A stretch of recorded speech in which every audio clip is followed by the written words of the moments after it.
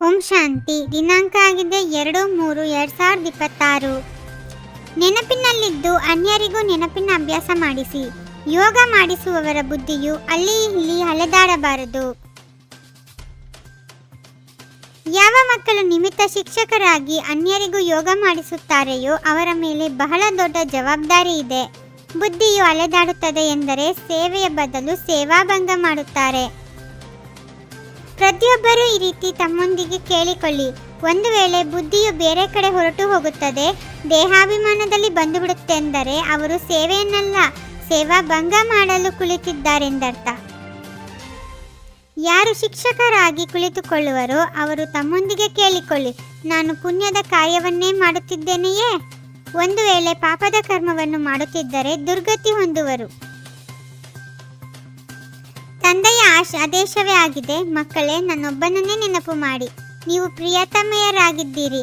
ನಡೆಯುತ್ತಾ ತಿರುಗಾಡುತ್ತಾ ತಮ್ಮ ಪ್ರಿಯತಮನನ್ನು ನೆನಪು ಮಾಡಿ. ತಂದೆಯ ಬಳಿ ಕೆಲವರು ಸತ್ಯವಂತರು, ಇನ್ನೂ ಕೆಲವರು ಅಸತ್ಯವಂತರು ಇದ್ದಾರೆ. ಸ್ವಯಂ ನಿರಂತರ ನೆನಪಿನಲ್ಲಿರುವುದು ಬಹಳ ವಿರಳ. ಕೆಲವರಂತೂ ತಂದೆಯೊಂದಿಗೆ ಬಹಳ ಸತ್ಯವಾಗಿರುತ್ತಾರೆ. ಯಾರು ಹೆಚ್ಚು ನೆನಪು ಮಾಡುತ್ತಿರುವರೋ ಅವರ ಸ್ಥಿತಿಯೂ ಚೆನ್ನಾಗಿರುವುದು. ನೆನಪಿನ ಯಾತ್ರೆಯಲ್ಲಿರಿ ಎಂದು ಹೇಳುತ್ತಾರೆ. ಸ್ವಯಂ ಕೂಡ ನೆನಪಿನಲ್ಲಿರಬೇಕಾಗಿದೆ. ಯಾರು ಸಮ್ಮುಖದಲ್ಲಿ ಯೋಗ ಮಾಡಿಸಲು ಕುಳಿತುಕೊಳ್ಳುವರೋ ಅವರು ಇದನ್ನು ತಿಳಿದುಕೊಳ್ಳಬೇಕು, ನಾನು ಸತ್ಯ ಶಿಕ್ಷಕನಾಗಿ ಕುಳಿತುಕೊಳ್ಳಬೇಕೆಂದು. ತಂದೆಯು ತಿಳಿಸುತ್ತಾರೆ, ನನ್ನನ್ನು ನೆನಪು ಮಾಡಿ ಮತ್ತು ಈ ಚಕ್ರವನ್ನು ಬುದ್ಧಿಯಲ್ಲಿಟ್ಟುಕೊಳ್ಳಿ. ಈಗ ಪ್ರತಿಯೊಬ್ಬರೂ ತಮ್ಮ ಕಲ್ಯಾಣ ಮಾಡಿಕೊಳ್ಳಬೇಕಾಗಿದೆ. ಅವಿಶ್ರಾಂತ ಸೇವೆ ಮಾಡಬೇಕು. ಬಹಳ ದಯಾಹೃದಯಗಳಾಗಬೇಕಾಗಿದೆ. ಮನುಷ್ಯರು ಮುಕ್ತಿ ಜೀವನ್ಮುಕ್ತಿಗಾಗಿ ಬಹಳ ಅಲೆದಾಡುತ್ತಾರೆ. ಯಾರಿಗೂ ಸದ್ಗತಿಯ ಬಗ್ಗೆ ತಿಳಿದೇ ಇಲ್ಲ. ಯಾರು ಮೂಲ ಬ್ರಾಹ್ಮಣ ಧರ್ಮದವರಾಗಿರುವರೋ, ಯಾರು 84 ಜನ್ಮಗಳನ್ನು ತೆಗೆದುಕೊಂಡಿರುವರೋ ಅವರೆಂದೂ ಅಲುಗಾಡುವುದಿಲ್ಲ. ಇನ್ನೂ ಕೆಲವರು ಕಾರಣವಿಲ್ಲದೆ ಹೊರಟು ಹೋಗುತ್ತಾರೆ. ತಂದೆಯ ಮಕ್ಕಳಾಗಿದ್ದೀರೆಂದರೆ ಅದೇ ರೀತಿ ಸೇವೆಯನ್ನೂ ಮಾಡಬೇಕು. 21 ಜನ್ಮಗಳು ಸದಾ ಸುಖದ ರಾಜ್ಯವು ಸಿಗುತ್ತದೆ. ಕೇವಲ ಈಗ ಮಾಯೆಯ ಮೇಲೆ ಜಯಗಳಿಸಬೇಕು ಮತ್ತು ಅನ್ಯರಿಗೂ ಕಲಿಸಬೇಕಾಗಿದೆ. ಶಿವ ತಂದೆಯು ಹೇಳುತ್ತಾರೆ, ನಾನು ನೀವು ಮಕ್ಕಳನ್ನು ಸದಾ ಸುಖಿಯನ್ನಾಗಿ ಮಾಡಲು ಬಂದಿದ್ದೇನೆ. ಈಗ ಶ್ರೀಮತದಂತೆ ನಡೆದು ಶ್ರೇಷ್ಠರಾಗಬೇಕಾಗಿದೆ. ರಾವಣನಂತೂ ಎಲ್ಲರ ಶತ್ರುವಾಗಿದ್ದಾನೆ. ನಾವು ರಾವಣನ ಮತದಂತೆ ನಡೆಯುತ್ತಿದ್ದೇವೆ, ಆದ್ದರಿಂದಲೇ ದುಃಖಿಯಾಗಿದ್ದೇವೆಂದು ಪ್ರಪಂಚದವರಿಗೆ ಗೊತ್ತಿಲ್ಲ. ಯಾರಿಗೂ ಸತ್ಯವಾದ ಸ್ಥಿರವಾದ ಸುಖವಿಲ್ಲ.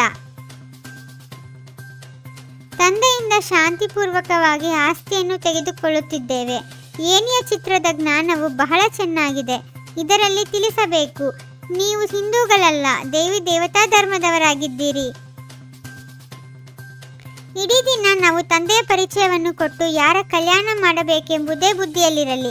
ದಿನ ಪ್ರತಿದಿನ ಬುದ್ಧಿಯ ಬೀಗವು ತೆರೆಯುತ್ತಾ ಹೋಗುವುದು.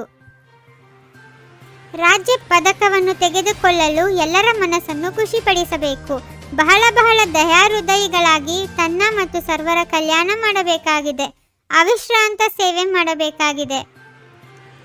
ದೇಹಾಭಿಮಾನದಲ್ಲಿ ಬಂದು ಸೇವಾಭಂಗ ಮಾಡಬಾರದು. ಸದಾ ಪುಣ್ಯದ ಕರ್ಮವನ್ನೇ ಮಾಡಬೇಕು. ತಮ್ಮ ಸಮಾನ ಬ್ರಾಹ್ಮಣರನ್ನಾಗಿ ಮಾಡುವ ಸೇವೆ ಮಾಡಬೇಕಾಗಿದೆ. ಮನನ ಶಕ್ತಿಯ ಮೂಲಕ ವ್ಯರ್ಥದ ಹೊರೆಯನ್ನು ಸಮಾಪ್ತಿ ಮಾಡುವಂತಹ ಸದಾ ಶಕ್ತಿಶಾಲಿ ಭವ. ಆತ್ಮದ ಮೇಲೆ ವ್ಯರ್ಥದ್ದೇ ಹೊರೆ ಇದೆ. ವ್ಯರ್ಥ ಸಂಕಲ್ಪ, ವ್ಯರ್ಥ ನುಡಿ, ವ್ಯರ್ಥ ಕರ್ಮ, ಇದರಿಂದ ಆತ್ಮವು ಹೊರೆಯಾಗಿ ಬಿಡುತ್ತದೆ. ಈಗ ಈ ಹೊರೆಯನ್ನು ಸಮಾಪ್ತಿ ಮಾಡಿರಿ.